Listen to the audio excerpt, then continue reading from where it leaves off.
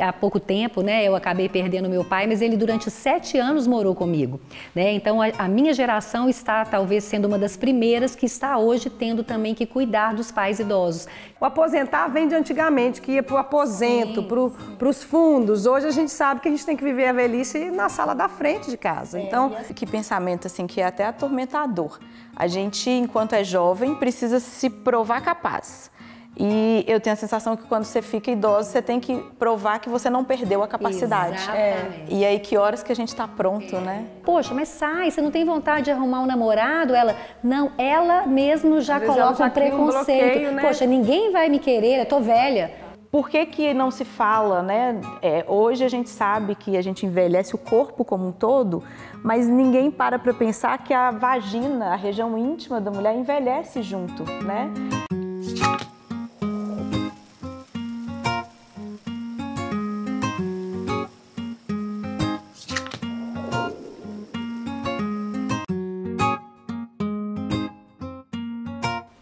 Olá, seja bem-vindo, seja bem-vinda à estreia do nosso programa Saúde Sem Idade. Eu sou Maria Luísa Cavalieri, angiologista e cirurgiã vascular e também a fundadora da Clínica Cavalieri, uma instituição de saúde que surgiu de um sonho de levar para as minhas pacientes uma avaliação mais abrangente e humanizada. Na clínica nós temos profissionais de diferentes áreas da medicina e todos nós na clínica compactuamos nos mesmos objetivos e valores, que é olhar o paciente como um todo, ajudando no seu processo de gestão da saúde focado no envelhecimento saudável. Nosso foco é predominantemente o público feminino, que é o nosso maior público na clínica, mas também são as mulheres que levam os homens, que também são super bem-vindos não só ao programa, como também no nosso dia a dia na clínica. E a nossa parceria na clínica deu tão certo que a gente resolveu trazer aqui para essas plataformas digitais também tudo que a gente compartilha no nosso dia a dia e que tem sido assim tão bacana, tem tido um retorno tão positivo das nossas pacientes. Então surgiu daí a ideia dessa sala de conversa, que é o Saúde Sem Idade, um projeto onde a gente vai conversar de forma descontraída, mas ao mesmo tempo trazendo informações com muita credibilidade e respaldo científico. Então é isso, sejam muito bem-vindas. Eu estou muito assim feliz de poder contar aqui com a participação de vocês. Espero que vocês gostem, nos sigam, nos acompanhem e mais honrada ainda de poder dividir esse projeto com as minhas colegas de clínica, de vida e agora aqui desse projeto maravilhoso, Laís e Mônica. Sejam bem-vindas. Olá, pessoal. Malu, eu também estou muito feliz, Laís. Finalmente a gente está aí colocando em prática esse projeto que a gente vem pensando nele, trabalhando nele há tantos meses. E meu nome é Mônica Campanha, eu sou médica geriatra e nós queremos mostrar para vocês, de diferentes gerações, homens e mulheres, de diferentes idades, como podemos todos nos conectar por meio da saúde. Exatamente, Mônica. Deixa eu me apresentar para vocês também. Meu nome é Laís Carvalho, eu sou ginecologista e aqui no Saúde Sem Idade a gente vai trazer as visões diferentes em relação à saúde, das faixas etárias dos 30, dos 40, dos 50. A cada novo episódio a gente vai trazer convidados especiais da área da saúde para trazer informações e para a gente discutir sobre temas diversos que podem ajudar vocês no manejo saudável desse envelhecimento. E eu quero então já puxar essa conversa para a gente começar a conversar. Hoje vai ser entre nós três. E eu queria trazer um assunto polêmico, que é a questão que o envelhecimento ainda é um tabu na nossa sociedade. E eu, por exemplo, na casa dos 30 anos, já ouço as pessoas falando, já você já está quarentando, aproveita enquanto você ainda tem saúde. Então, comentários preconceituosos que a gente fica sem saber como lidar. E eu queria saber como que vocês conseguiram, ou se não conseguiram ainda, lidar com esse tabu do envelhecimento. Então, gente, eu acho que é inegável, né, esse preconceito quanto à idade que existe, mas porque as pessoas ainda estão muito vinculadas à questão da idade cronológica, né, do tempo que a pessoa nasceu. Mas a gente sabe que existe aí a idade social, que é a idade que a pessoa aparenta, a idade biológica, que é a idade celular, e a idade funcional, que é aquilo que a pessoa dá conta de fazer. Então eu procuro muito tentar me conectar com essa idade funcional e persegui-la. Ou seja, valorizar minhas capacidades e correr atrás disso. E tem dois conceitos que eu adoro, que é ageless e ageful, sabe? Ageless, então, ou seja, sem idade mesmo, vou fazer o que eu dou conta, o que eu acho que vale para mim, independente da idade, é o mesmo ageful, que seria cheio de idade. Então, me sinto disposta, com vitalidade. Então, vou tentando me desvincular cada vez mais do ano que eu nasci para as coisas que eu dou conta de fazer hoje. Eu acho que talvez seja um segredo aí para a gente lidar melhor com isso. Interessante. E você, Malu? Nossa, pois é. E achei super bacana até você ter citado esses conceitos aí, porque hoje eu vejo exatamente isso. Eu cheguei aos 55 melhor do que eu imaginei, teoricamente, que eu chegaria. Então, eu sinto muito isso, a questão de ter 55, mas, pô, será qual que é a idade que eu sinto que eu estou? Porque é como se eu não colocasse limitações em função da idade. Eu simplesmente vou vivendo. Eu acho que eu realmente colho frutos do que eu plantei lá atrás. Eu vim de uma família onde meu pai era atleta, então sempre teve muito esse estímulo a esse autocuidado ligado ao esporte, então para mim nunca foi sacrifício. Então eu comparo com pessoas da minha geração e aí é inevitável você pensar. Aí nessa hora você realmente vê, eu até fico orgulhosa de estar me sentindo bem, mas eu tento fazer isso, eu me desvinculo um pouco desse rótulo da idade. Isso realmente eu estou conseguindo viver bem, sem pensar muito nisso. Claro que a gente vai olhando no espelho e começa a se sentir mais envelhecido, mas depois a gente fala sobre isso. E me conta uma coisa, vocês já sofreram preconceito por causa da idade de vocês? O famoso etarismo, né? Ai, sinceramente, eu acho que não. Eu até tentei lembrar, assim, pensar em alguma coisa, mas sinceramente não. Mas sabe o que acontece? Às vezes no dia a dia está embutido ali em certas situações que a gente não reconhece. Preconceito mesmo, eu lembro que eu sofri uma vez quando eu quis fazer um concurso público, que o limite de idade era 35 anos, e eu já tinha 38. Então eu falei, gente, como assim? Pela a minha capacidade física, e era por conta da parte física, e eu tinha já um bom desempenho físico, eu falei, uma coisa sem sentido. Ainda fui questionar, a pessoa falou comigo, não, depois você entra na justiça se você passar. Falei, gente, mas isso é etarismo puro, né?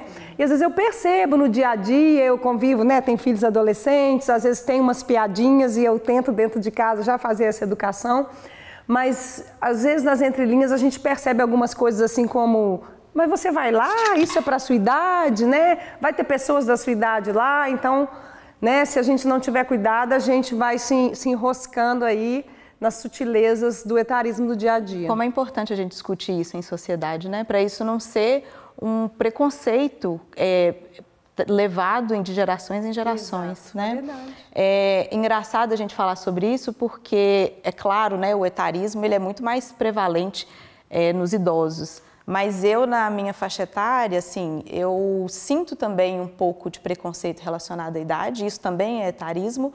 No meu caso, que atendo como ginecologista, o foco em pacientes mais velhas, eu preciso na consulta conquistar a paciente, passar para ela essa segurança, porque a primeira impressão é, nossa, ela é tão jovem, será que ela vai entender o que eu estou passando? E a gente não para pensar que, por exemplo, um ortopedista não precisa ter o joelho machucado para saber tratar aquilo. Mas quando a gente lida com as questões da idade, a empatia, né, vivenciar aquilo pode ser importante.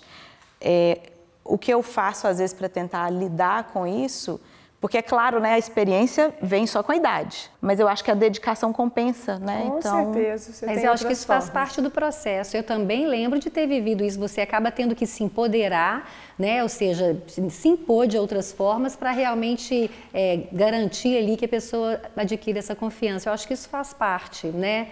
E olha que pensamento assim que é até atormentador. A gente, enquanto é jovem, precisa se provar capaz. E eu tenho a sensação que quando você fica idoso, você tem que provar que você não perdeu a capacidade. Exatamente. E aí, que horas que a gente está pronto, né? Talvez na fase da Mônica. Da idade funcional, gente. Da idade funcional independe da sua idade cronológica, né? Você vai estar sempre mostrando que você é capaz, a sua experiência sempre vai valer, né? Eu queria até aproveitar para saber de vocês, porque eu falei dos meus filhos jovens, eu dou aula para alunos jovens. Então, como que vocês acham que essa geração mais jovem está lidando com essa questão do envelhecer? Vocês percebem isso, que eles estão se cuidando mais? Ou como que eles lidam assim, já se imaginam velhos? Como que vocês acham que é isso? É engraçado, né? Porque eu também já tenho 2 filhos já adultos, jovens, né? E convivo, realmente, minha casa está sempre muito cheia, mas eu observo, assim, 2 coisas, sabe? Vocês me falam se eu estou errada, às vezes a nossa amostra é meio viciada. Eu acho que a geração mais jovem, principalmente as meninas, eu acho que elas estão muito mais preocupadas com a questão cada vez mais da estética. Eu acho que existe essa questão de procedimentos cada vez mais cedo e tudo mais. Não consigo ver o foco tanto só na saúde, mas eu vejo, claramente no nicho dos meninos, o tanto que o exemplo faz diferença. Então eu vejo assim que existem aqueles que os pais, que a família tem um estilo de vida mais saudável, como isso para eles vira um exemplo. Aqui em casa mesmo, os meninos tiveram a adolescência meio rebeldes, mas agora os 2 têm total preocupação com a atividade física, com a alimentação. Então eles veem em mim o espelho e ficam brincando, tipo assim, pô mãe, nossa, você acordou cedo para malhar, não sei o quê. Isso pesa enquanto exemplo. Então eu acho que você educa pelo exemplo. Agora, um pai que a mãe que é só da balada, sedentário, em casa comida de qualquer jeito. Então, eu acho que a avaliação em torno do jovem é uma coisa para a gente deixar isso claro até para o público, tanto que o adulto vai interferir nas novas gerações, porque você vai ser exemplo para os jovens e para as crianças que estão dentro de casa. Inclusive porque tem doenças, depois a gente vai discutir a osteoporose, por exemplo. A osteoporose precisa começar a ser prevenida na adolescência. Então, é uma educação que vai vir dos pais, o exemplo, como você falou, sem dúvida, né? E uma coisa que eu acho que é diferente hoje em dia, porque se a gente olhar no século passado, a expectativa de vida baixa, as pessoas nem sabiam direito se envelhecer.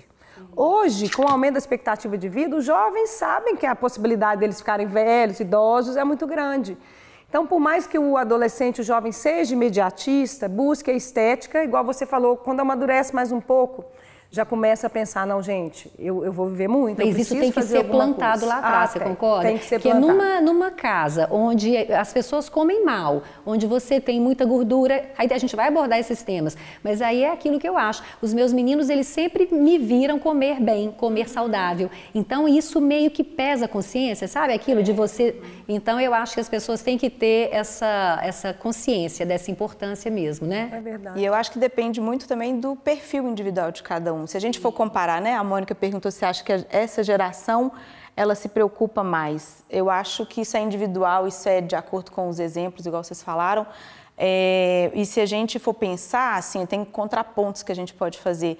Antigamente, as pessoas não tinham tanto acesso à informação de saúde, né, tanto incentivo, mas hoje também a gente vê os jovens com muito acesso a alimentos calóricos, um planejamento financeiro que é super importante, né, para chegar bem lá na frente. Eu sinto que, às vezes, os jovens não têm tanto essa preocupação hoje. Antigamente, talvez não precisasse ter tanto, né? E eu acho também que a gente também não pode deixar de citar o acesso às drogas, que eu acho que hoje é muito mais fácil e isso, sem dúvida nenhuma, interfere na saúde, né, dos jovens. Não, e aí vem até a questão do modismo. Eu tive um exemplo essa semana. Se ele assistir esse programa, ele vai ver que eu estou falando para ele. Poxa, né, na turma mesmo dos meninos aqui em casa, pô, tem aqueles que, né, fazem esporte, até parece ali que tem uma vida saudável, mas está o tempo inteiro com o vape no bolso. Gente, isso virou moda. Eu falo para ele, caramba, como assim? Você finge que tem uma vida saudável? Então tem isso, por isso que eu falei, tem a questão do imediatismo, das companhias, né, da moda, e realmente eu não acho, eu acho que a chavinha deve virar uma hora, mas a gente ainda tem que estar em cima, e aí eu acho que é função dos pais mesmo, né? Meninas, e aproveitando então essa deixa aí da idade, eu vou fazer uma pergunta diferente. Como vocês imaginariam que vocês iriam envelhecer, por exemplo, né? Laís ainda está longe disso, mas assim, vamos lá, porque eu vou falar por mim, vou começar jogando a bola. Eu, né, vivi minha juventude na década de 80, por exemplo.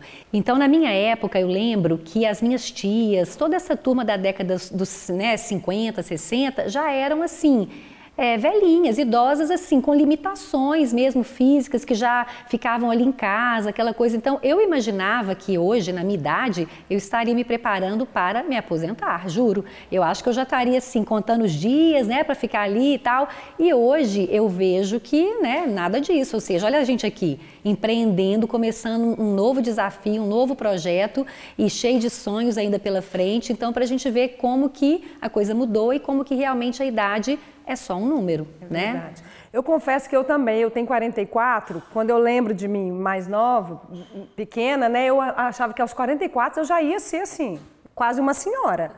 Isso eu não tenho dúvidas. Mas eu tive sorte porque na minha família os idosos sempre foram ativos, valorizados. Eu lembro meu avô, pai do meu pai, ele faleceu aos 100 anos. Ele era fazendeiro e aos 95 anos ele trabalhou até o fim da vida. E aos 95 ele brigou para fazer um empréstimo no banco porque ele quis aumentar um pedaço da fazenda dele, que não era fazenda, mas ele queria aumentar a fazenda e as pessoas do banco tinham prazo para pagar, enfim. Ele tinha certeza que ele não ia viver mais para aquilo, nem pensava se ia dar conta de pagar ou não, ele estava ali vivendo a vida dele. Que exemplo maravilhoso que você teve, então, né? A minha mãe, Inspirador. que tem 74 anos, ela ainda trabalha.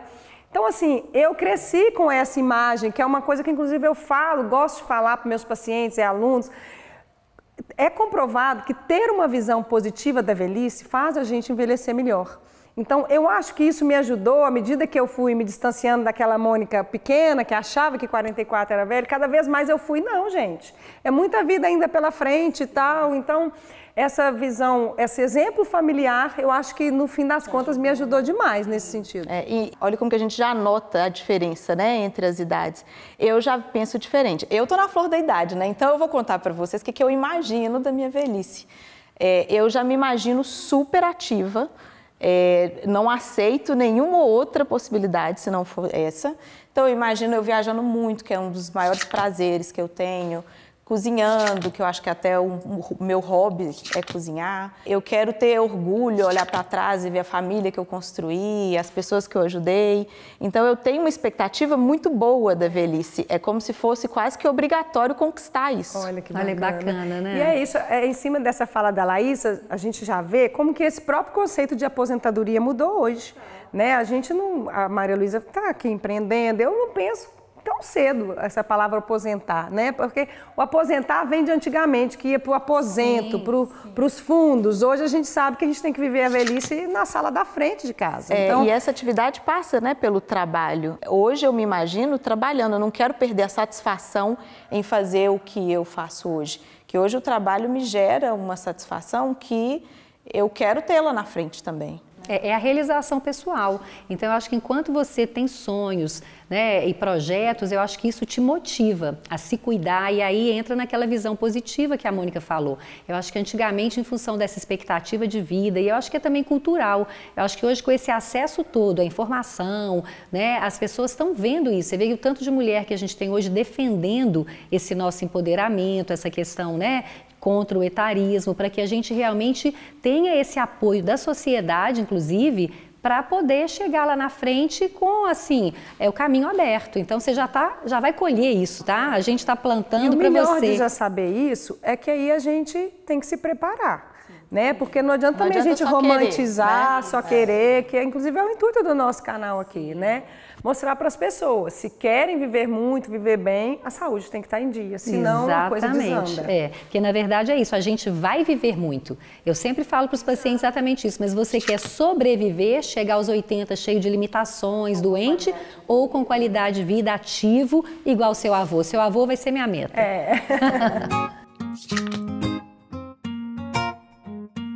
Então, gente, para deixar essa nossa conversa que já está ótima, mais dinâmica e interessante, a gente preparou alguns quadros aqui no Saúde Sem Idade. E esse agora vai ser praticamente uma sessão de desabafo, que é o Eu Tô na Fase. Então, eu vou querer que vocês contem exatamente, eu tô na fase de qual que é o problema nessa fase. Para inspirar vocês, eu vou começar. Eu tô na fase que eu achava que eu já teria mais tempo para curtir meus hobbies, né? Não parar, a gente está falando aqui de viver muito, mas talvez trabalhando um pouco menos, os filhos estão criados, independentes. Então, o meu sonho de consumo é fazer atividade física 6 vezes por semana, poder cozinhar, poder ler mais. E, na verdade, assim, eu não me vi diminuindo o trabalho em nada. Pelo contrário, os meninos começaram a ficar independentes, eu comecei a inventar moda, que foi a clínica, que era um sonho. Agora topei essa ideia maluca aí, né? Que vocês também também vieram assim pôr no fogo, né, de criar esse programa. Então hoje eu vejo isso, sabe? Resumindo, tô na fase que continua, né? Que não parou ainda não chegou a fase de parar, mas que tá maravilhoso. Eu acho que enquanto eu estiver com saúde, eu acho que eu não me vejo reduzindo a velocidade aí da vida, não. Eu acho que eu sou ligada no 220. E aí, Mônica, bacana, vamos lá de escadinha. A gente se inspira em você, né? Então você vai puxando, né, Laís? Olha só, eu tô numa fase que eu acho até engraçada, porque os jovens me acham velha e os velhos me acham jovens. Então eu vivo aí quase que uma incongruência entre não querer largar a minha jovialidade, mas também sem temer a velhice. Tentando aí construir o melhor de cada um, manter uma vitalidade, porque essa a gente não pode perder, né? Valorizar a velhice que vem, olhar para frente com positividade, mas já sentindo o peso de algumas perdas, que são inevitáveis. Que vai a própria parte estética, né? A gente se olha para o espelho e vê que já não é a mesma coisa. Então, é nesse sentido que eu vivo aí meus dias me equilibrando aí nessa balança. E você, Laís? Eu acho que a minha fase hoje é de sentir que eu tô com a minha base consolidada. Então, eu passei por um longo período de construção profissional, pessoal, e é como se eu me sentisse hoje, assim, pronta para viver alguma coisa que eu esperei durante muito tempo. Então, a minha cabeça fica a mil, com muito planejamento, muito sonho, muita coisa que eu quero fazer e que eu acho que agora eu posso. Então, eu acho que eu estou na fase de vislumbrar mesmo esse meu futuro e colocar em prática essas coisas, sabe? Nossa, muito bacana, né? Isso aqui realmente está sendo uma sessão de terapia, porque eu vou olhando para trás e vou me vendo em cada fase dessa. E aí acabou me dando um insight aqui de uma coisa super importante, que a gente estava falando da falta de tempo, assim, né? Na minha geração, que eu continuo trabalhando muito, mesmo com os filhos criados. E é claro que há pouco tempo, né? Eu acabei perdendo meu pai, mas ele durante 7 anos morou comigo, né? Então a minha geração está talvez sendo uma das primeiras que está hoje tendo também que cuidar dos pais idosos, que não se prepararam muito lá atrás, né? E claro que tem essas infelicidades de doenças aí ao longo do caminho, como foi o caso do meu. E aí você tem ainda que driblar tudo isso. Vida profissional, sua casa, o seu autocuidado e ainda cuidar dos pais idosos, né, Mônica? Isso, a gente pode um dia fazer um programa sobre isso, a geração sanduíche, né? Que é a pessoa, você está ali prensada para cuidar dos pais e dos filhos e às vezes não sobra tempo para você. Isso. Aí você vai contar a sua experiência para nós. Com certeza. E eu estou aqui pensando, eu planejo o meu futuro, planejo o meu envelhecimento, mas são 2 palavras muito polêmicas, né? Planejamento e controle. Às vezes a gente acha que a gente consegue controlar, planejar tudo e vislumbrar as coisas do jeito que a gente quer, mas a gente sabe que não é, né? A gente que lida com doença, com a medicina, e quantas vezes a gente já nos pegou assustado com mortes inesperadas, né? De pessoas próximas, pessoas jovens, isso assusta, né? Às vezes até doenças nossas mesmo. A verdade é que uma vida longa, ela pode trazer surpresas que nem sempre são agradáveis, né? A gente vai precisando ser resiliente cada vez mais. E o ano passado, por exemplo, eu passei por uma surpresa desagradável que foi ter uma apendicite, né? Fiz uma apendicite, coisa que eu nunca imaginei. Enfim, tive ali por um bom período dos meus dias que me reorganizar e a gente entender que também, até pelo fato de sermos médicos, às vezes a gente acha que a gente é um pouco blindado de certas coisas, mas não é assim. E esses sustos também fazem a gente repensar, exatamente. Né? Então, quando a gente tem uns exemplos assim com a nossa própria saúde, ou de paciente, ou de pessoas próximas, a gente repensa muito a forma que a gente está trilhando o caminho, né? E tem que repensar e colocar em prática, porque aí eu vou falar para vocês assim, a forma que eu vivo hoje. Eu perdi um irmão muito cedo, com 21 anos, no acidente, que foi isso, essa rasteira que a vida acaba dando na gente, né? E eu realmente, assim, eu sempre vivi desde então, tentando viver, assim, muito o presente. Sabe? É claro que você não vai viver de uma forma irresponsável, mas eu tenho comigo o seguinte, eu não quero chegar no meu fim da vida, vamos dizer assim, né, doente, sei lá, quando alguma coisa realmente aconteceu, lá no final mesmo, olhar para trás e me arrepender de coisas que eu gostaria de ter feito. Então eu tento hoje, é claro que a gente tem projetos de curto, médio e longo prazo, então aí você está planejando a sua vida. Então eu sei que tem coisas que eu queria fazer hoje, mas que vão ter que esperar um planejamento. Mas no grosso, essas decisões que estão sob o seu controle, eu tento viver intensamente cada dia. Então hoje, tipo assim, recentemente eu fui fazer um curso de mergulho aos 50 anos, tive que vencer o medo e tal. Por quê? Porque eu queria participar com os meninos desse projeto deles. E o mais legal é que eles me convidaram, eles queriam que eu estivesse junto. Eu falei, eu não vou perder. Então assim, eu sempre tento às vezes mudar a rota para viver alguma coisa, alguma oportunidade que surgiu no meio do caminho. Desafiando, né? Sim, então assim, é esse otimismo um pouco do que a Mônica falou. Eu acho que eu vivo hoje como se não houvesse amanhã. Isso é que é o difícil, porque aí você quer fazer tudo e eu acho que é por isso que eu estou aí sofrendo pela falta de tempo. É simples. Agora, mais um quadro do Saúde Sem Idade. Ninguém fala sobre isso. Nós vamos aqui trazer para vocês perguntas onde nós vamos discutir temas que são pouco abordados e que trazem muitas dúvidas para a gente poder conversar. Oi, gente, meu nome é Maria Zélia. Eu queria saber por que ninguém fala sobre o climatério e por que parece que essa fase da nossa vida é tratada como doença. Bom, gente, eu acho que é muito simples, mesmo porque eu estou vivendo isso hoje. Por que que ninguém quer falar sobre o climatério? Porque atestar que você envelheceu, que você está envelhecendo, né? Ou seja, você não quer que o seu companheiro saiba que você está no climatério, porque é isso mesmo. Eu acho que antigamente, como a mulher vivia menos, e aquilo que a gente falou de já aparentar uma senhorinha e tudo mais, você não se preocupava. Hoje, a gente ainda tem vida sexual ativa, a gente tem projetos, a gente faz tudo que uma mulher mais jovem faz, e aí de repente você fala, nossa, mas eu tô na menopausa. Pô, você não pode ter mais filho nem nada, então você atestou que ali você envelheceu, né? E assim, é exatamente isso que você falou que eu penso também. Eu acho que, por exemplo, se a gente for pensar na década de 50, que a expectativa de vida da mulher era 48 anos, quando ela ficou na menopausa, ela tinha pouco tempo de vida, né? Então, assim, ela já estava encerrando mesmo a carreira de vida dela. E acaba carregando isso nos dias de hoje, associado ao etarismo, às dificuldades que a mulher enfrenta na sociedade, e a gente vê que mesmo entre as próprias mulheres, elas não comentam sobre isso. Que é uma coisa que lá atrás a mulher não comentava como que era a primeira menstruação, depois não comentava como que era a primeira vez que a relação sexual, e agora não comenta como é o climatério, apesar de nós vivermos isso. Poucas mulheres, por exemplo, mãe, como que foi para você? Né? Quando você entrou no climatério, como foi sua menopausa? Pouca gente conversa sobre isso. Eu acho que elas nem lembram, às vezes, porque nem valorizavam, né? muito os sintomas. E a Laís, que é ginecologista, exatamente você pode falar melhor. Além desse preconceito que a própria mulher tem, né, de externalizar esse momento que ela está vivendo, a sociedade como um todo sempre desvalorizou os cuidados com a mulher. As questões de saúde íntima da mulher nunca foram temas, né, relevantes. E hoje a gente vê que isso mudou, a gente tem uma evolução grande, né, na própria ginecologia, que a gente consegue quebrar esse estigma, por exemplo, de doença da menopausa. Menopausa não é uma doença, é uma transição, é uma fase, né? É a passagem de uma fase de uma vida para uma outra. Assim como a passagem da infância é para a adolescência, não é uma doença. Por que que tem a conotação de doença? Porque vem acompanhado com muitos sintomas, né? Sintomas que atrapalham muito a qualidade de vida da mulher, e isso é confundido como uma doença. E o que aumenta o preconceito, né? Eu ia até falar sobre isso, porque essa alteração hormonal, primeiro que ela não é linear, né? É uma montanha-russa. Então a mulher vai descendo aquela montanha-russa de sintomas que não são só ginecológicos. Então a mulher começa ali a ter alterações de humor, ansiedade, até depressão mesmo, alterações na pele, enfim, diversas alterações que começa a pensar, gente, e aí, além de tudo, ninguém falando, será que isso é normal ou eu tô doente?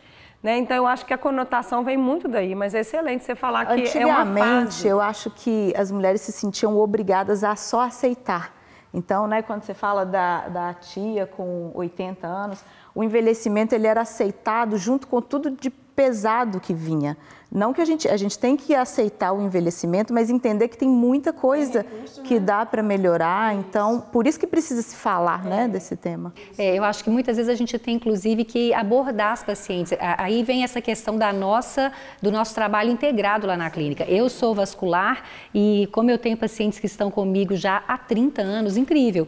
Eu abordo isso, porque muitas vezes elas não vêm com uma queixa espontânea. E às vezes, por incrível que pareça, tem um ginecologista mais velho que está lá desde que fez o parto das meninas e que às vezes não abordam o que ela está sentindo naquele momento. Né? Isso é interessantíssimo, porque assim, eu até como ginecologista jovem, atenta a essa questão, Se você não puxa isso numa consulta, muitas vezes a ela não maioria fala. das mulheres às vezes não fala.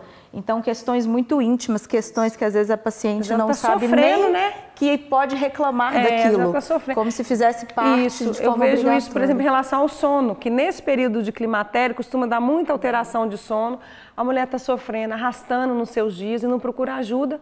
E aí, quando você fala da possibilidade de estar relacionado com essa fase de climatério... Isso, o que acontece é isso. É como se abre uma luz de esperança. Porque Nossa, ela gente, não sabe. Tem alguma coisa para fazer. Tem sintomas que muitas vezes, e isso é interessante depois, né? A gente acho que é tanto assunto que vai começar a surgir, porque é isso. Tem mulher que acha que assim, tem que parar de menstruar, tem que... Aquela coisa de que eu entrei no climatério quando isso aconteceu. E tem muitas que vêm, aí que vem a questão da nossa experiência. Eu vejo, estudei muito por entrar, né? Eu entrei muito cedo, inclusive.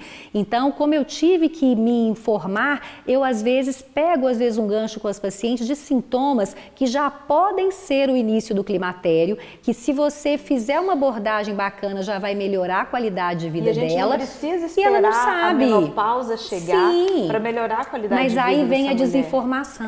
E não só, e aí eu vou te falar que a questão às vezes até no próprio meio médico, às vezes ela tem um colega, né, que às vezes não se preocupa tanto em estudar a menopausa, em estudar o climatério, e aí ele não ajuda essa mulher. Fazer essa abordagem global, global, desse né? preconceito geral da sociedade, porque isso até dentro dos estudos científicos a gente encontra. Por que a classe médica, por que os ginecologistas não se preocupam tanto e não valorizam e não perguntam sobre isso? Porque é como se não se importasse, né? Assim, não é um tabu? Não é tipo assim... É um tabu ainda. São as duas coisas, assim né? Mesmo. Isso. Chegou a Isso. assim. Eu tenho várias pacientes que é tipo assim, o ginecologista fala, não, é isso mesmo, vai passar. Eu falo, poxa, como assim vai passar? Ela sabe que ela está sentindo e às vezes a mulher está sofrendo, sofrendo, né? calada ali, né? Porque além de tudo é geralmente numa fase onde o ciclo da vida da mulher já está modificando, às vezes a relação com o trabalho, com os filhos saindo de casa, ou seja, já tem outras alterações pesadas que ela está tendo ali que lidar, e aí ela, no meio disso, o climatério acaba sendo para ela mais uma coisa prejudicando os dias e que ela não sabe nem por onde começar a procurar ajuda. Mas é isso, a diferença é isso. Por isso que a gente tem que falar cada vez mais, e isso eu vejo, na verdade a gente vê nas redes sociais, o movimento é sempre das mulheres, né? Elas correm atrás de entender, de levantar a bandeira, de falar sobre, porque quanto mais informação, mais você pode correr atrás de ajuda. Isso. E é isso que a gente também vai trazer aqui, né? Já tem muito estudo que mostra que a energia psíquica da mulher, ela está muito elevada nessa fase. Então, eu gosto muito de uma ideia de que a menopausa, apesar da mulher perder a fertilidade fisiológica dela, que ela tem que empregar essa fertilidade em outra coisa, que é o que a Malu fala para nós que ela está fazendo, então novos projetos. Então, se a gente consegue trabalhar isso com a mulher, essa potência emocional que ela pode desenvolver a partir dali, a gente amplia os horizontes do que vem pela frente hoje com uma expectativa de vida alta. Nossa, eu lembrei de uma coisa aqui agora que eu acho que isso vai ter que dar tema talvez para um outro, porque olha só, é uma coisa que aconteceu comigo e eu vejo acontecer com as mulheres. Não sei se tem a ver com essa energia psíquica, e aí a Laís pode falar, porque eu entrei como se eu estivesse numa TPM constante. E aí você realmente também começa a ficar menos tolerante com coisas que antes você tolerava. E aí o número de divórcios aumenta, você larga a profissão e muda o rumo da vida. Então, isso é interessante, olha só. Mas é o contrário, a gente não devia ver como doença, a gente devia até agradecer essa virada de chave do climatério, que ele te dá força para você falar, então eu estou entrando nessa fase, está na hora de mudar isso aqui. Mas isso é só para quem enxerga. Exato. Então, nós temos que porque falar. também a gente tem que tomar cuidado para também ajudar as mulheres, que não é todo mundo que vê dessa com essa forma, possibilidade de crescimento, de evolução, de mudar alguma coisa que não está confortável. Mas existe, né? isso mesmo? Existe. Essa assim, questão na verdade, emocional? assim, a gente tem várias coisas que influenciam, né? O próprio humor da paciente modifica, a gente tem uma tendência a mais episódios depressivos, a paciente dorme pior porque tem alteração do sono, porque está tendo fogacho que acorda ela de madrugada, isso deixa ela irritada no outro dia. Então, a própria autoimagem, né, ganha peso. Então, tudo a configuração isso do corpo muda, né? Ganha barriga, perde perna. Então, a sua autoimagem vai se modificando. Não modificar emocionalmente. Isso prejudica o emocional. Mas a gente tem que buscar o outro lado da moeda que também vem junto. Então, a gente vai agora ver qual é o próximo assunto que ninguém fala sobre isso. Olá, eu me chamo Ana Regina e gostaria de saber o porquê que não se fala tanto sobre os pontos de atenção na nossa saúde, pensando no impacto da nossa vida amorosa enquanto envelhecemos. Que ótimo, né, gente? A gente estava falando de preconceito quando a gente vai para a alçada da sexualidade, né, da vida amorosa da mulher, aí que o preconceito vem muito forte, né? É um tabu. As próprias mulheres têm, às vezes, dificuldade de abordar isso, mesmo em consulta ginecológica, e a sociedade não permite tanto. Claro, a gente está melhorando, a gente está aqui hoje falando sobre isso, né? Mas é um tabu e é indiscutível que isso é uma verdade, a gente precisa tentar vencer isso. E por que não se fala, né? Hoje a gente sabe que a gente envelhece o corpo como um todo, mas ninguém para pensar que a vagina, a região íntima da mulher, envelhece junto, né? A gente tem cuidados para todo o corpo, para todas as doenças e não sabemos, porque existem muitos tratamentos para melhorar a qualidade de vida sexual. Então, quando a gente pensa, e eu vejo isso diariamente no consultório, pacientes que às vezes estão no climatério e que deixaram a vida sexual de lado.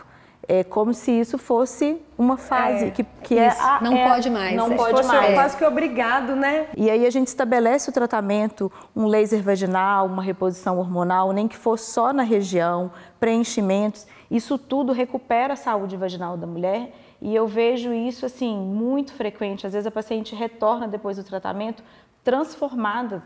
Então, é muito importante porque aí o relacionamento melhora, a família, né, fica...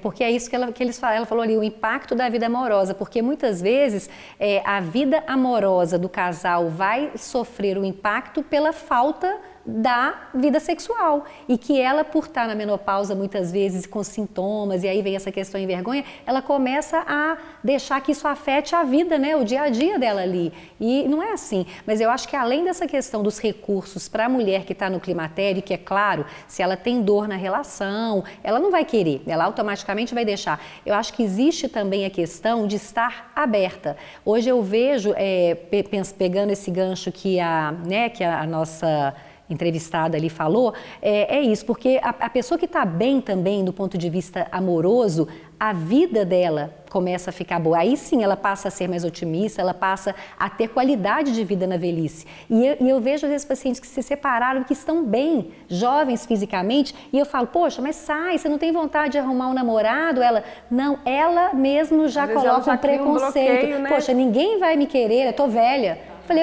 aí eu até brinco, eu falo, caramba, eu tenho um namorado há 7 anos e parece um namorado de juventude, que é muito mais leve, é muito mais gostoso, é uma pessoa com quem às vezes você não tem todos aqueles problemas ali do dia a dia e tal, né?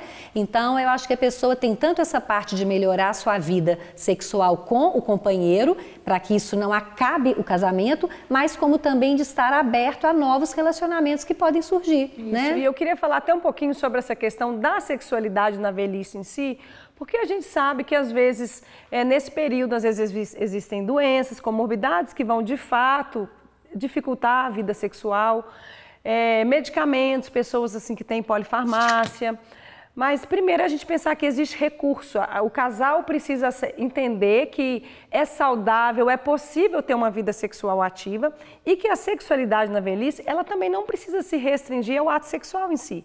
Né? Existem outras formas do casal expressar a sua sexualidade com afeto, com amor, aumentar a intimidade, melhorar o relacionamento, como você falou, que às vezes realmente vão ter comorbidades que vão impedir o ato sexual, mas que também vão ter muitas vezes recursos para melhorar o ato em si e toda a vida amorosa como um todo. Né? É importante entender, né, e aceitar as mudanças que vêm nessa nova fase. Isso. E entender a relação até, assim, sexual. A mulher, ela quer diminuir a frequência, o ritmo, às vezes um homem está mais animado ou o contrário, né? Então a gente ajudar o casal na construção dessa saúde amorosa deles, vamos dizer assim, trazer os recursos que existem para que haja satisfação entre os dois, né? E principalmente acreditar que não é um fim de carreira. Quando eu pergunto, e aí, como está a vida sexual?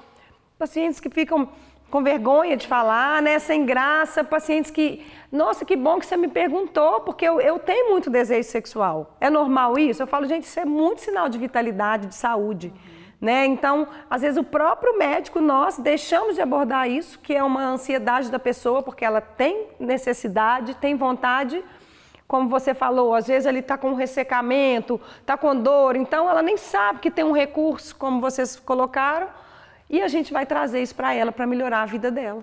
Não é, Laís, mas qual que é a sua experiência, assim, como ginecologista, então? Você aborda constantemente, assim, essas mulheres? Elas chegam com essa queixa espontânea, mesmo para ginecologista, ou não? Você também tem que puxar essa língua, assim? Não, na verdade, a mulher, ela chega com muitas queixas, né, desse período da menopausa. Mas a parte sexual, às vezes, precisa de um estímulo. Depende muito da mulher. Mas se você questiona... E isso a gente vê nos estudos, né? A maioria das mulheres, e às vezes a gente fala, né? Não, tem gente que passa pela menopausa sem sintomas. Isso é uma coisa comum da gente ouvir. E isso é uma mentira, porque passa sem os sintomas conhecidos, falados. Ah, passa sem fogacho, pode até ser. Passa tranquila, passa sem irritação, passa sem deixar as pessoas em volta estressadas, mas... sintomas sempre vai ter, a menopausa sempre vai ter uma influência no corpo da mulher. E a maior parte dos sintomas que são negligenciados são os sintomas vaginais, né, íntimos, esse envelhecimento. Então, se você questiona, se você interroga, praticamente toda mulher, é o se não é hoje, pra ela desabafar, né? Se não é hoje, daqui a alguns anos ela vai queixar de um ressecamento vaginal, de dor. E isso todo dia. E você poder oferecer essas possibilidades, que é isso que eu acho mais importante. Eu vejo, igual eu estou te falando, o fato da gente trabalhar junto, e isso é que a gente defende aqui nessa parceria e na clínica lá, Cavalieri em si, é isso. Inteiro, né? Porque eu abordo a minha paciente em todas as áreas. Então, eu consigo identificar um sintoma que pode ser de climatério que ela não percebe. E aí, inclusive, dando esse estímulo, poxa, aí quando você vê, tanto é que foram várias pacientes já lá para você que eu fiz uma abordagem, elas já têm ginecologista, mas às vezes tem vergonha de falar. Aí tá uma urgência urinária, uma incontinência, um ressecamento, e aí você fala, eu falo, caramba, nossa, mas isso já tá tão aí para todo mundo ver. Mentira. Tem pacientes, principalmente que se ela não consome esse conteúdo no dia a dia nas redes sociais, ela não vai ter essa informação. E a gente tem que dar para elas a oportunidade de falar sobre isso, porque às vezes você muda a vida da mulher. Sem dúvida. E muda mesmo, assim. A gente percebe no dia a dia, com consultas que você explora de forma adequada o que a mulher está passando, você consegue melhorar pontos e às vezes é engraçado com uma conversa. Sexualidade tem muito disso, né? Às vezes o tratamento do desejo sexual, por exemplo, né? A baixa libido, às vezes em conversa no consultório, que claro que não é simples, mas a gente consegue abordar muito bem. Então precisa ter espaço de ser questionado. Não adianta a gente esperar que a mulher vai saber. Você tem algum sintoma de menopausa? Imagina. A paciente vai responder não, a paciente vai responder alguma coisa muito simples. Você tem que ir a fundo, porque aí sim você vai descobrir e não tenha dúvida que vai ter algum sinal. E nessa parte da sexualidade, eu que atendo as mulheres mais idosas, muitas, né, que já passaram, algumas que já passaram aí da menopausa em si, e já estão, às vezes, tentando resgatar essa vida sexual com desejo e sem dar muita conta. Aí você vai ver, às vezes, é um medicamento. Estou tomando um antidepressivo, que ele está piorando minha libido demais. Né? Então, às vezes, você vê que uma intervenção ali, se falada, né, uma intervenção que você identifica, vai melhorar a vida dela. Eu fico muito satisfeita. Assim, isso hoje, assim, depois que eu levei minha carreira para esse lado de estar dando mais atenção para essa fase da mulher, é uma satisfação diária, porque realmente é muito gratificante você conseguir transformar a vida da mulher nessa fase. E transforma em aspectos que a gente nem imagina. Da água para o vinho. E é esse o nosso objetivo, gente. Então aqui, no nosso programa, no nosso dia a dia na clínica, tá vendo? Como que a mulher que chega lá pra gente, a gente vai fazer essa abordagem, ainda vai discutir esses casos conjuntamente, tentando levar você a ter melhor qualidade de vida, independente da fase em que você esteja. Meninas, infelizmente, nosso tempo acabou. Mas já ter que encerrar esse primeiro episódio, ver que o assunto vai surgindo e a gente vai se deixar dando corda. E eu espero que você de casa aí, que também nos assistiu, tenha gostado do conteúdo, tenha assim levantado reflexões para sua vida pessoal aí, que a gente possa ter te ajudado. E se foi assim, se inscreve no canal, convide outras amigas, né, os parentes a se inscreverem, porque tem muita coisa boa que a gente ainda vai trazer aqui para vocês. Então, gente, muito feliz. Eu queria agradecer a essa conversa deliciosa que a gente teve. E eu espero que vocês nos acompanhem nos próximos episódios. Então, gente, foi muito bom, adorei, aprendi muito com vocês duas, espero que vocês tenham aprendido conosco, já estou ansiosa para os próximos e não deixe de se inscrever no nosso canal. É isso aí, gente, até a próxima.